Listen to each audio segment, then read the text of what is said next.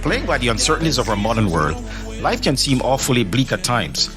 In our search for purpose, meaning, and certainty, most of us would love to have an inkling of what lies ahead, to have even a glimpse of tomorrow today.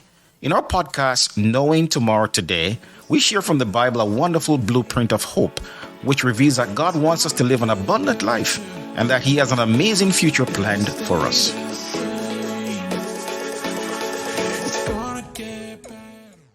All right. Welcome to our podcast, Knowing Tomorrow Today. I'm your host, Merrick Brown, and thank you so much for joining us. And this is actually our very first episode. This is episode 1 of this podcast.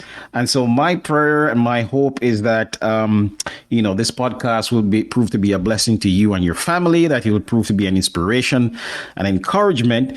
And just give you some glimpses of hope that has changed the lives of millions around the world. That is my prayer. That is my hope. And so in episode 1, we want to look at the question, can we know the future? Is it possible for us to know tomorrow, today? Is it possible for us to catch glimpses of the future? Is that even possible? Right? And so for me personally, I've always had a fascination with the future. Just growing up in the 1980s and 1990s, I used to wonder, what would life be like in the 21st century? Would we have flying cars in the year 2050? Would humans ever colonize Mars? And so I remember just being 8 or 9 years old, and I would write these series of letters to NASA here in the United States, all the way from Jamaica. And I would say, hey guys, when are you guys going to colonize Mars? I would love to go. I would love to be one of the first astronauts who would journey to the planet Mars. Because for me, colonizing Mars, going to Mars, represented an exciting future, right? And so I was fascinated by that. Just talking about space also, I was a Star Trek fan. Not quite a Trekkie. I didn't take it that far, but I was very much enamored with that series that came out in the 1980s and 1990s called Star Trek: The Next Generation. I think that's the one that Patrick Stewart played the captain in that series. So for me personally, I've always had an eye to the future. And so my fascination with the future came to a head when I discovered Nostradamus and his prophecies.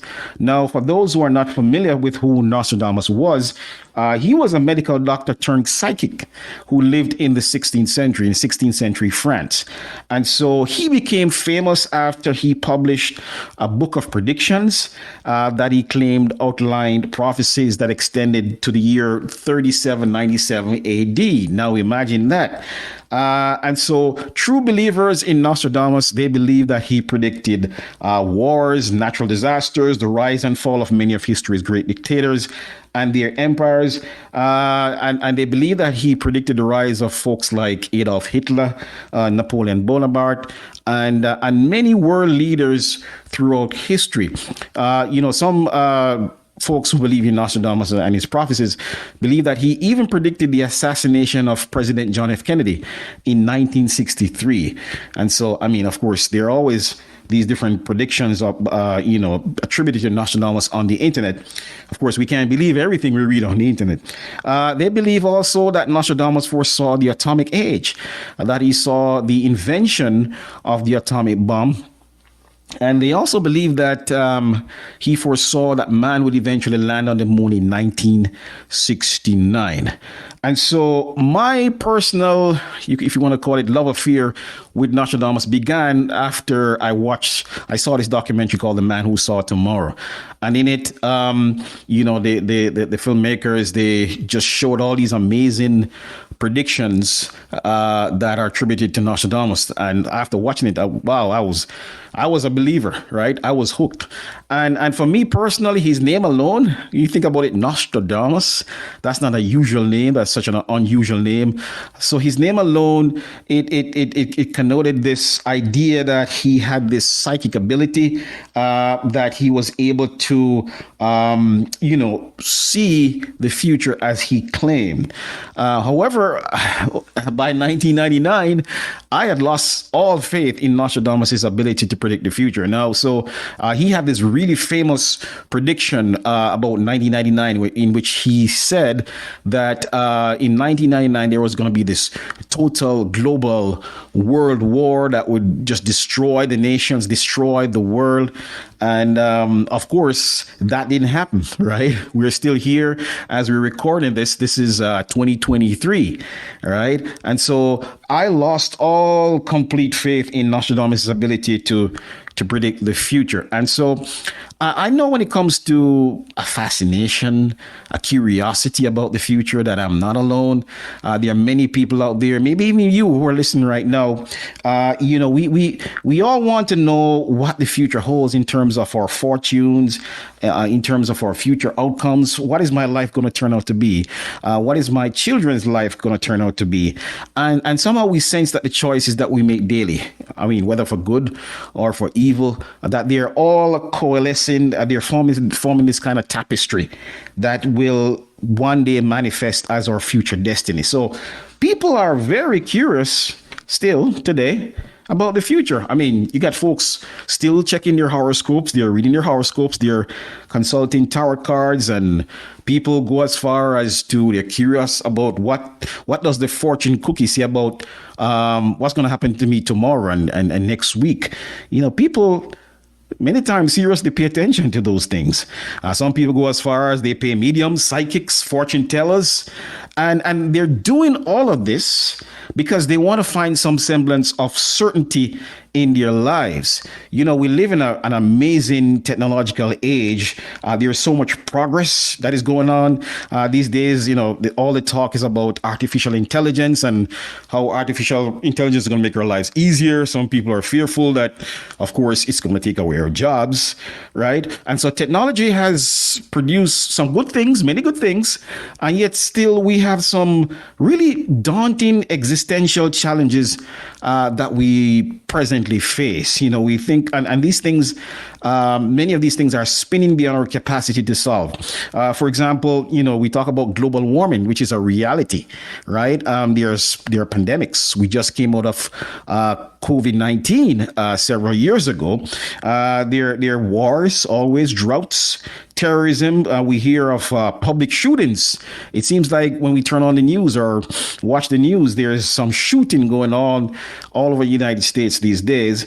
And of course, there's always some political upheaval, some war that's going on in the world. And so we live in a world that has, there's a specter of uncertainty that hovers over our collective futures.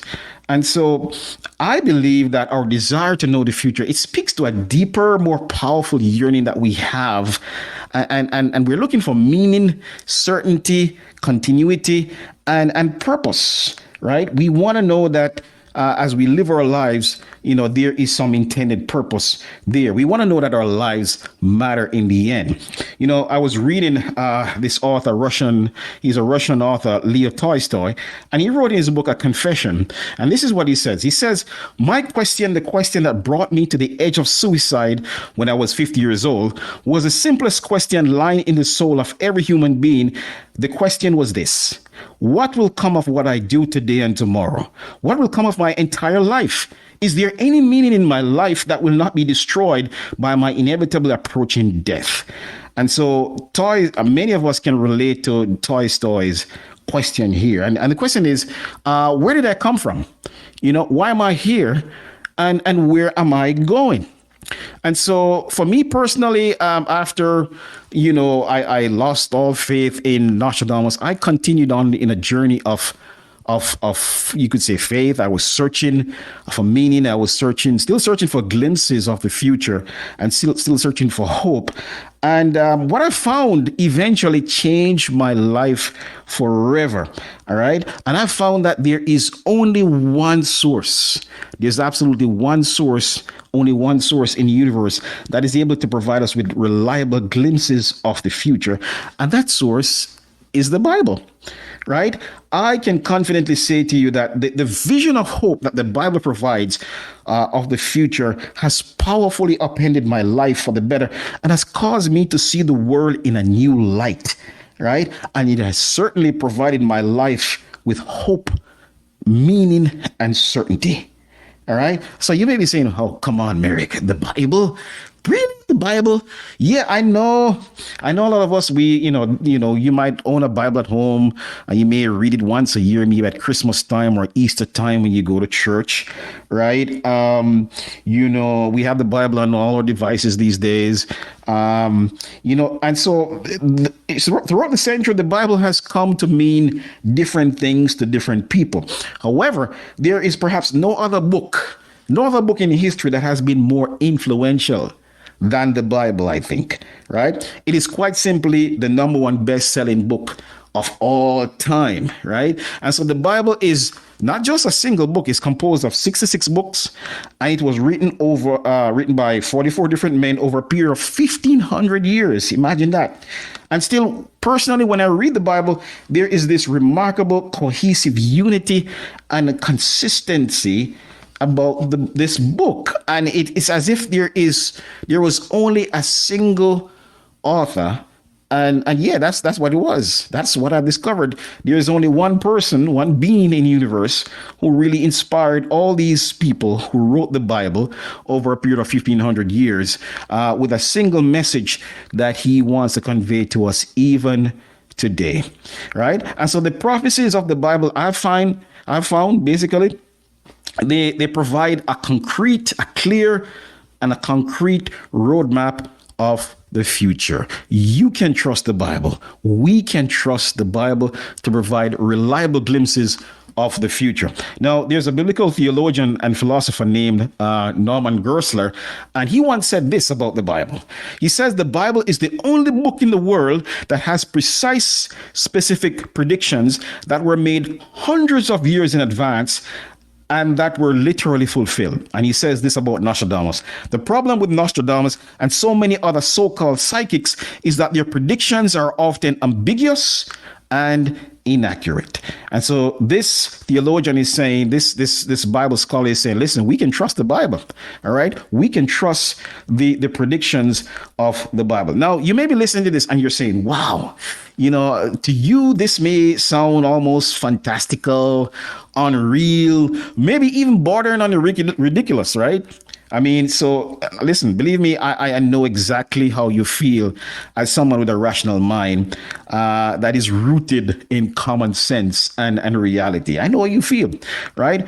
But however, it is my hope that as you listen to this podcast, Knowing Tomorrow Today, you will allow your curiosity to get the better of you, that you will continue to listen to future episodes of this podcast, because each week, what we're going to do, we're going to explore realities that have brought hope to so many, to millions of people around the world. The prophecies that I will share in future episodes will have the potential to change your life. I guarantee you, forever.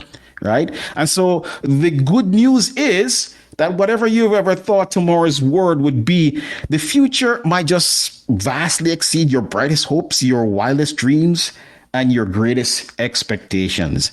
I'm not kidding, right? It has changed my life and it has changed so many lives. And so as I leave you today, I just want us to refer here to this book in the Bible, Jeremiah 29, verse 11 to 12. And here God is speaking through this prophet Jeremiah. And this is what God says to us, right? He says, I know what I've planned for you.